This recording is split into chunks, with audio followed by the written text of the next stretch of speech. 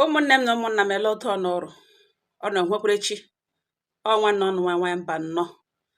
awụchasịalanụ moo ha chimo ụmụnne m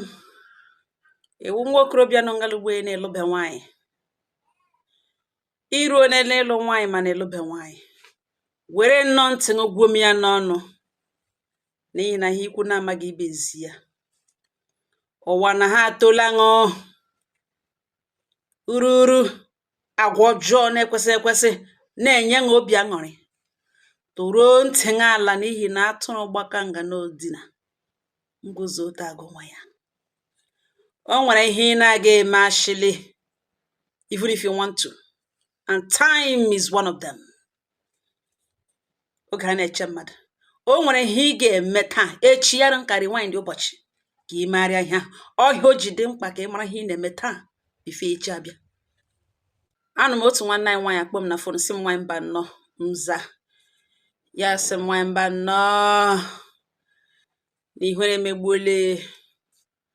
n'obi agbawale n'ọnụma na osugbuole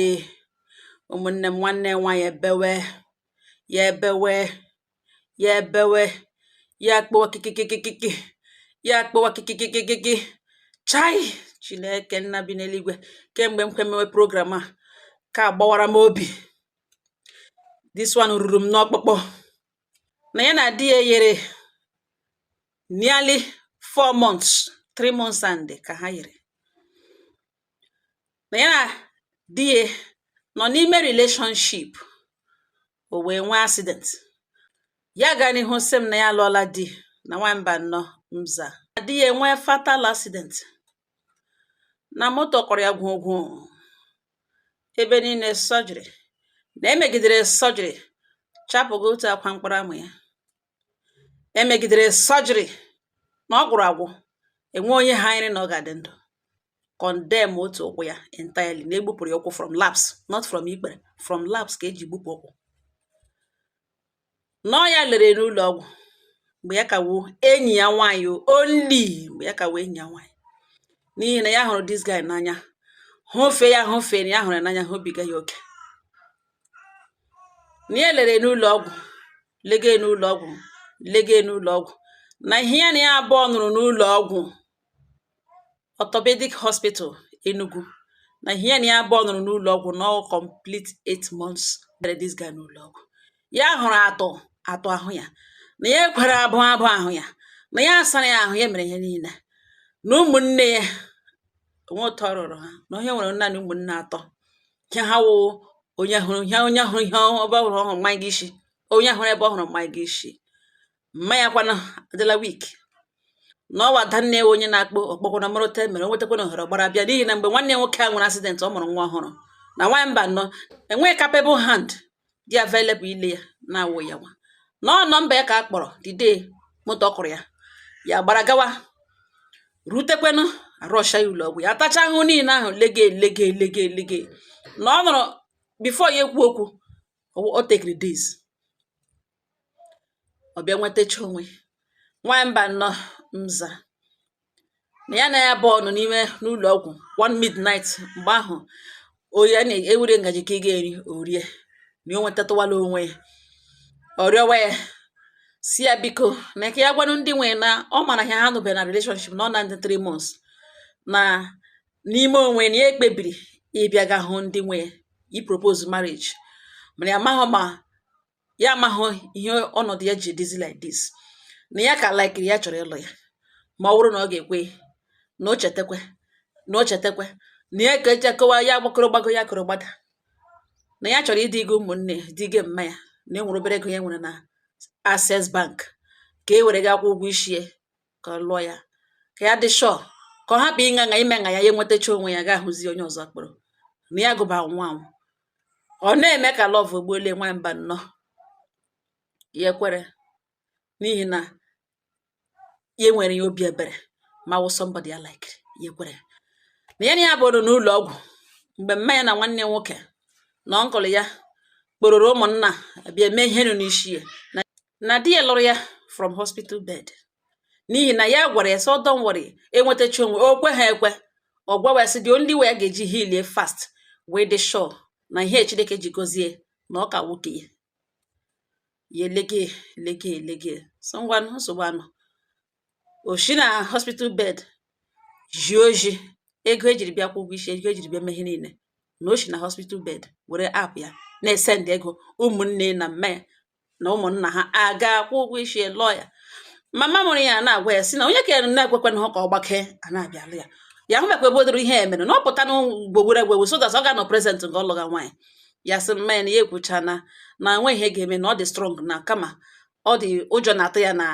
ya ga-ahapụ ya so na atọ ọbụla o shiri na ahụ ka hapụrụ ya chukwu mma ya sị na ya ihe a dị trọst ihe nweta ihe a megecha ya n'anya n'elota onye jasị dị enu n'ụlọ ọgwụ onye jasị dị enu n'ụlọ ọgwụ obodo ha ọ na-ada bekee ọkwa na ọ nọ ụlọ ọrụ ya ekweghị ya ọ mere travel kama ọ nọ n'ụlọ ọgwụ a na-enye ya ọpọchuniti ya gbakecha ya ejiri okwu ya zoro bịa nọrọ nga ọ na-alụ nwaanyị nga nwunye ya ọlụga nwunye ya kọvara di ya n'ihi na ya ele ya anya mmiri na-akọbechie ọ naanị ihe ọsọ ya ga-emere obiọma akpa ya ya dị shọ na ya nwoke ya ga-ahapụ ya nwanyị mba nọ ya grant ya wishi ya oteka ya na di eshiri lụ ọ ya ka ha lụwakwara lụcha discharge ya ya nọzi n'ụlọ ya na di ya nọzi n'ụlọ ya na-ehicha ifrụkọtụ ehicha ya ahụ nye ya nri gawakwana shedi ya nọdụ ya gbaralụ bịa zụtara ya wheelchair ebido move ya around ọ ga-eguzonwu n'ihi na ọnya na-alabala dị too much especially ke labs ya ebe eshi gbupụ ya ụkwụ ọ ya ka ha lọtara enyi nwoke di ya akpọ ya sị na ya chọrọ ịhụ ya bịa ya jụọ ọ dịkwa na mma ya si yes na ọ dị very very important na conscience ya egbuola ya egbuo na ya anwụọ na anwụọ na ya chọrọ ịhụ ya ya sị ma ọ dịkwa na mma ya si yes na ọ dị na mma na ya chọrọ ịhụ ya na ọ bụrụ ya ahụhụ ya na ya amaghị m ya ga-survive kweta efili na ya emechie anya ya na-enwe atak na ụta ga-achụgburu iwe na nri ụta ga-akọwa ihe na onye gị ya nsogbu na ya chọrọ ịhụ ya na this point na-enwezi ihe a ga-eme na ya chọrọ ịhụ ya so oke na ebiko na ya na-abịa na ya ewetu obi na ụtọ ọbụla o shidere ya ewetu obi n'ihi na ya wụ onye na-alaiki ime ka sure na mmadụ pụtara na ihe mgbu na ya na-alaiki ịhụ mmadụ ya nọrọ n'agọnị ya na-alaiki ịhụ mmadụ ya nọrọ n'akwa na ya na-alaiki oleso ihe ya na-aga emeli as long as ihe ya ga-emeli na ga-eme nga pụta n'akwa ya were oso were ije gawa na nke ebe this young man si apụta ya pụta ebe ahụ o bido confess were na actually di ya na ugboene lụrụ ya na ọ chọbụghị ịlụ ya na ihe o ji lụọ ya na ọwụ out of helplessness na mgbe a matara ya na onweghị intention of marrying her na ọ na-ewute na ya etighiri aka n'ime ya ihe ọjọọ na enwechi ọ bịara na nke di ya the young man na drug ya na ya abụọ have tons on her ya jụọ esọsị gịnị ya repeat onwe ya again ya feel ya ekpudo ihu n'ala ike agwụ ya ọ dị aka ụwa niile ọ dagidere ya jụọ eso ihe kpatara na o ji ọ bịaba ụlọ ọgwụ bịa leta enyi ya nwoke not even once ọ gwawa sị na ya gwara ya ka a confess ara ya before ọ na-alụ ya ọ jụ na ọnụ ya alụ igwe na ya ga-agbalaga na ya gwala ya na ya chọọ ka agwa ya mana dịsiri na o rigo nri n'ahụ ya jụọ esọsị gịnị okwugharịa ha onwe ya jụọ esọsị na one of the days ya na-abịa na nke enyi ya nwoke eze na o nyere ya o tiri ihe na mmanya ya sị ya na ya abụọ arịa ya elu ya sị n'ochete that day ya bịara enyi ya nwoke nọkwa ya a gara chịta mmanya ha chịtara ụka sị na ọ ṅụrụ mmanya pass ya out na ọwụhụ mmanya ka ọ ṅụrụ ọwụ na o chetara na ụra ka o chetata that day na ya abụọ rịrị ya elu na that one adịghị ọwụ sọsọ ihe ya ma na ya nọkwa n'onwe nke ya enyi ya nwoke would ya today send ya hakwara ya video and picture of her nude ebe ọ gba ọtọ oshiniche serue n'ụkwụ ala na ọhịa ya sị ya ga-forward ya n'ugbu a na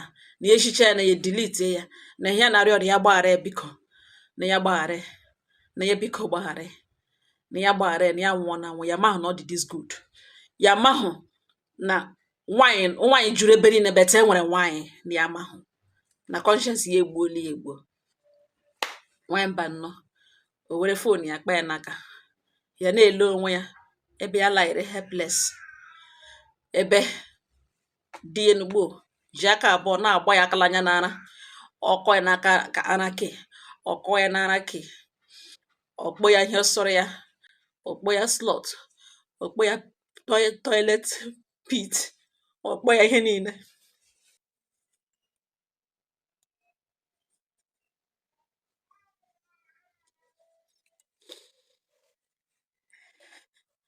Ya akpọ ya ke, ya akpọ ya dirty thing, ya akpọ ya toilet pit, ọkpọ ya soccerwear pit, ọkpọ ya oshinishi vidore bịa were aka gbaghee ya ọnụ na ya dị helpless, gbaghee ya ọnụ, mmanyegara ya asụ n'ọnụ, vidorokwe bịa daa vidocha ya n'ọhịa elega onwe ya na ole onye mere ya this thing na ọwụ somebody ya spendịrị 8 months lee ya, mgbe onye ihu na onye azụ feeling na ọ ga survive na ọ ga-anwụ na ya elere na he was there na enwe otu a shiri let na elecha onye wụ di ya today na ọwụ onye mere ya this thing. Ya were biko ụmụnne m na-eweli iwe gbaghara na m enweghị otu m ga-esi kọọ akụkọ a. There is no way, no other way around it. Aga m akọchala akụkọ a straight off, kọchaa ya ya hapụ idewe m n'ọnọdụ o dewere m na, biko gbaghara na m biko.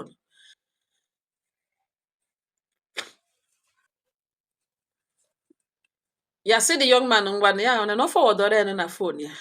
ọ nọrọ nga fọwọdọrọ ya na fon ya na nwamba nọ ya laruo lege di ya nga ọ nọ lege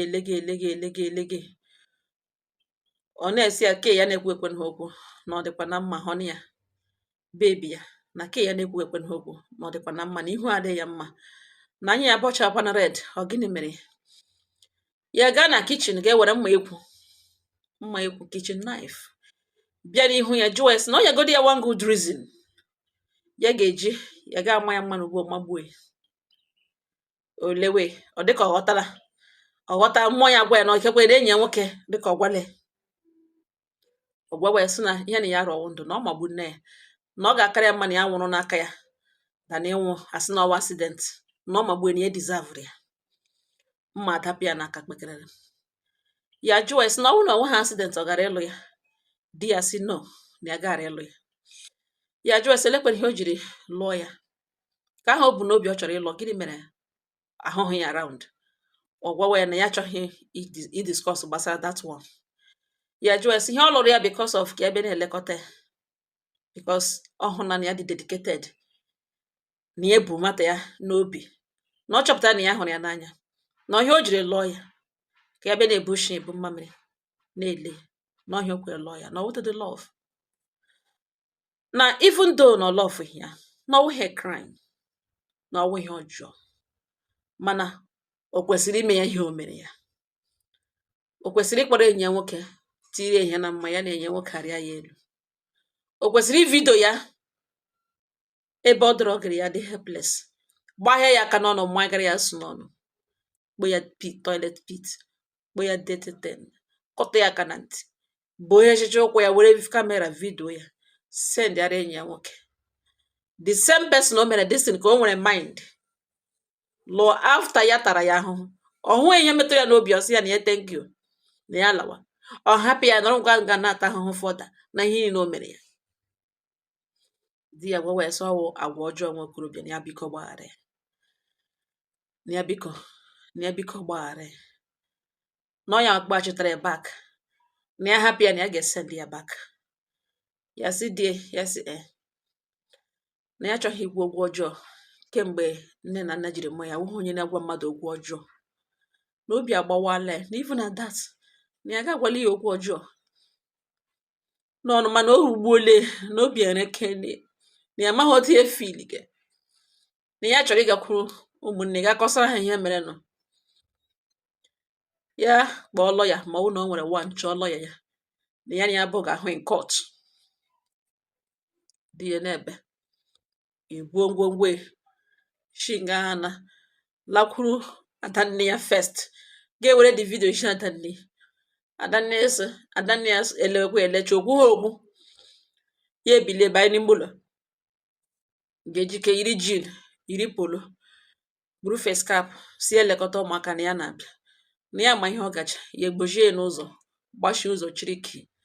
wee sị Adanne na onye ahụ wụ di ya for now na ya gala eme ihe ahụ ọ chọrọ ime na ya ma ihe ọ chọrọ ime na ya gala eme. Adanne ekpughapụ n'akwa beke mkpụrụ obi ya na ọ ga-agba Adanne di ya na ya chọrọ ịbịa n'ụlọ ya na enwere ihe ya chọrọ iji ya na onwe ihe ya chọrọ iji ya na ọwụ ihe ya ga-esendịrị na ya nwe ihe ya chọrọ iji ya gaa na aka Adanne di ebe ya na di ebi na ụmụ ya were dis video gbanyere Adanne ya sị gịnị ka ihe wụ ihe nke a na ya ihe o mere mgbe na ọlụbe nwanne ya past ya ọ chọrọla ya bịa what is this na ya na ọ dị too bad ọ gịnị wụ ihe a ya gwa ya sọ ihe nwanne ya nwoke sere ya within 3 months ya na ya abụọ na relationship na nwanne ya nwoke sere video na nwanne ya nwoke tiri ihe na mmanya kpee enyi ya nwoke anyị na ya abụgharịa ya elu o mezie vidio sendịzere enyi ya nwoke esendara ha na-eji egwurumegwu before ihe nwa accident who's how much she was there for him ọ nọzie na hospital na ugbu a ka ya ma ihe o ji dị desperate ịlụ ya from hospital. But marriage doesn't cover everything. No nwe ihe marriage ga-akọva nwe ihe marriage na ga-akọva. Adanne di bewe nụrụ n'ihu ya mmiri fonu kpọwa di ya na fonu wee sị na nga ọ nwụrụ anwụ kara ya mma na ihe enweghị ike ịbịa tụpụ ụkwụ na ya na-abịa ilete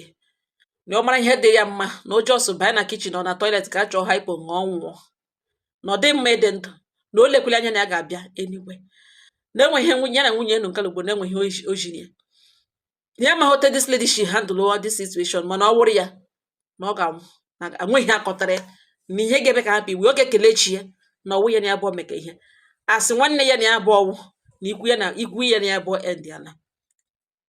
nọọsụ na o mere mmadụ destin mechaa this lady here nwa atacha ahụ niile ọ tara n'ụlọ ọgwụ na o nwere accident a mgbe ya mụrụ nwa ọhụrụ na mma ha dị weak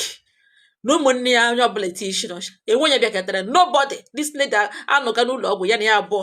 8 good months ọ na-egwe na ngwesa ụkwụ na shade ya ngwesa ụkwụ ya bịa dị disorganized n'ime relationship na ọwụ marriage na ọ nọ na hospital lụọ this girl the girl egwere n'ime ihe niile bụ medical ihe anya dọkịta sị na o nwekwara ike ihe mebiri na ndụ ya na ọ buru ibu ya ahụ onye kwetere ya n'ọnọdụ ahụ ọ sị na ihe ka o mere this girl na-elezi anya ugbu a like na ya mara here ya mma ya just chọọ wee ya baga rolu banye na kichin ga ṅụọ sniper na ọ na-ele ya anya na ya gaba ile na ọwa ashi ọcha na ọwa beast n'ihu ya ka Daniel na-emega ka ọlụ ya na-ebe ya ebechasị ọhịa ya si ga eji na ebiko gwa nwanne nwoke chọọ lọ ya na ya na ya abụọ ga-ahụ in court na nwamba nọ na ọrịa gidere ihe ọzọ ya nụrụ ugbu a na te ya na-agwa m ihe ugbu a na ọ n'ụlọ ọgwụ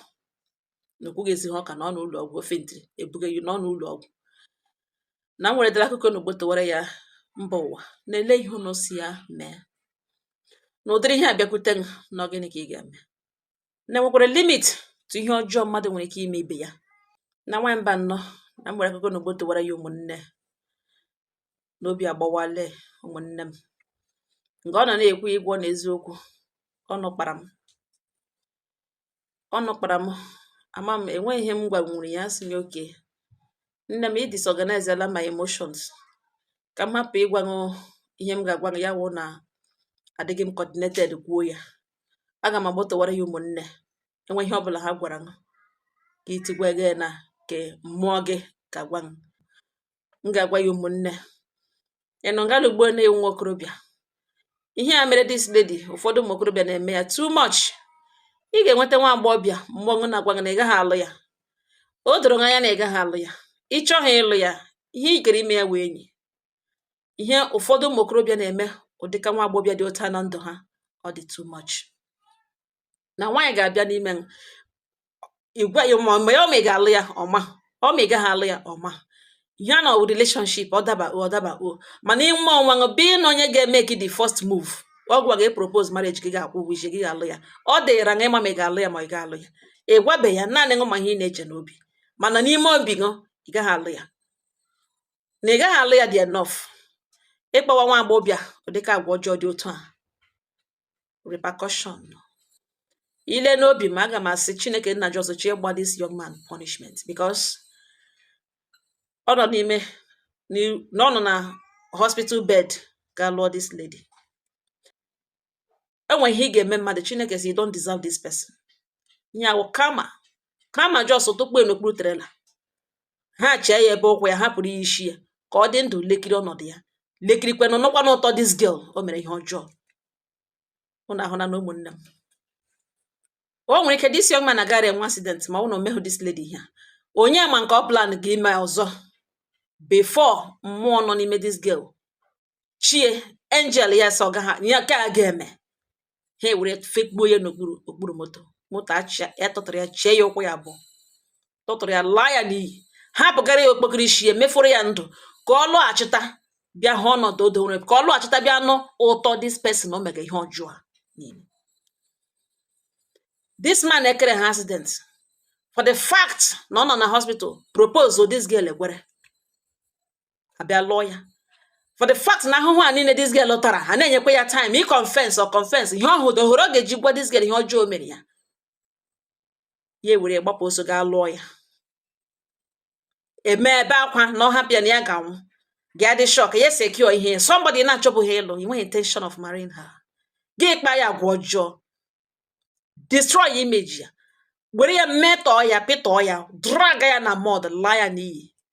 defile ya gị na-enyi nwoke ọ na-eteke tons were merụtara ọnụ ma mejọsacha ya oyi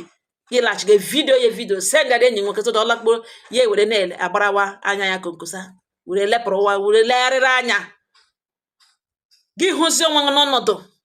ifu na ikwu nne gị nna gị nwanne gị anọghị there none of your relatives none of your siblings enweke nọ with you ya nwa na-enweta o shiri relate with you atọfe ịhụnanya n'ihi na mgbe o kwetere truly honestly o nwere genuine love ya ekwere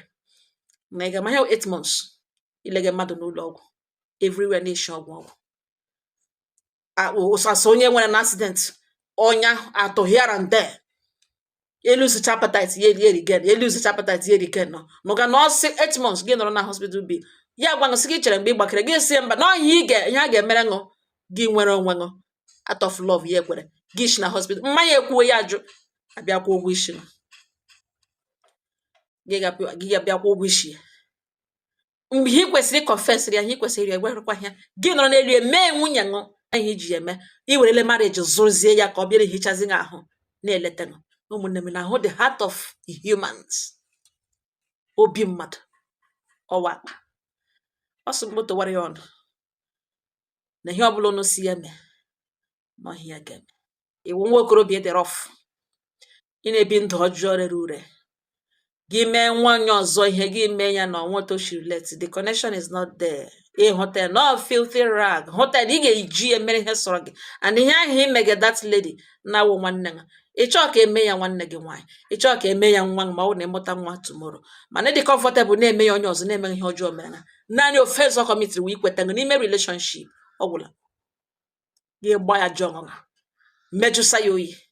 gbozie ya lụọ ka ọ bịa buo eze echi na mmamịrị even though na accident mechara to descent achapụ otu akwa mkparamụ ka ọzọ gwagodonu m ihe mere na ọ ga-erekwu aga-achapịkwu pịa ya na ọka nwa mkpi apịrị apị karma in action. This is karma in action. Ụmụnne m ọsọ m gotowere ọnụ onye ọbụla mụrụ ihe o ya m na-eji m nọ m buru ya kpufu agbache bịa nga gbotowe ọ ka unu were ihe mere onye ọzọ wee mụrụ akụ agbaburu ndị echefuo wee buru onye ọzọ ozu onye ọzọ agaje afi na ọ na ọgwụ kwuri egwu ị na-eme ka mgbe gị sọ nke ahụ na anata person na kama na-ehi ụra nwe onye mma echi mmadụ ga-etete ọ gaghị ama na moto ọ na-aba ọ gaghị ama na ụzọ ahụ ọ na-aga na ọ gaghị alụta ndị nweghị onye pụtara na nwa accident dere ya sign ya na ebe mgbe agaji nwa accident onye nwụrụ pụtara na ya sị na ebe mgbe agaji ya ga-anwụ ya ede wil ya dee ihe siri iche na mgbe agaji anwụ no ọ ihe mberede in a snap of like ya mmiri ezocha ya agbahịọ mmadụ ahụ ebugharị ọnọdụ onye ahụ onwe ya ebe ọrụ ndụ onye nwụrụ anwụ ka ya mma ọ gịnị ga-edenwe ya ebe ahụ ihe o ji aka emetere onwe ya mara ihe ị na-eme wụrụ nwa okorobịa nọ ngalugbo dị very very careful. Enyi ya nwatakịrị chọghị ele hapụ ya ka ọ lawa. Ịbịazie ka ị metọọ ya ka ị nwee sọm sọkọsọkọ na foonu ṅụ iji eke ibe onwe gị bizi iji elegharịrị anya iji akpa onwe gị amụ ihe ahụ ịma na ịchọghị ya for your child, ịchọghị ya for your siblings, ịchọghị ya for onye gị. Gị mere this girl gị onye a gị na-ede na gị na plan ime ya naanị ma ihe plan ka kpachapụkwa anya. Ọ nke ọha nọ m n'ọnụ. Udo dịrị ọnụ.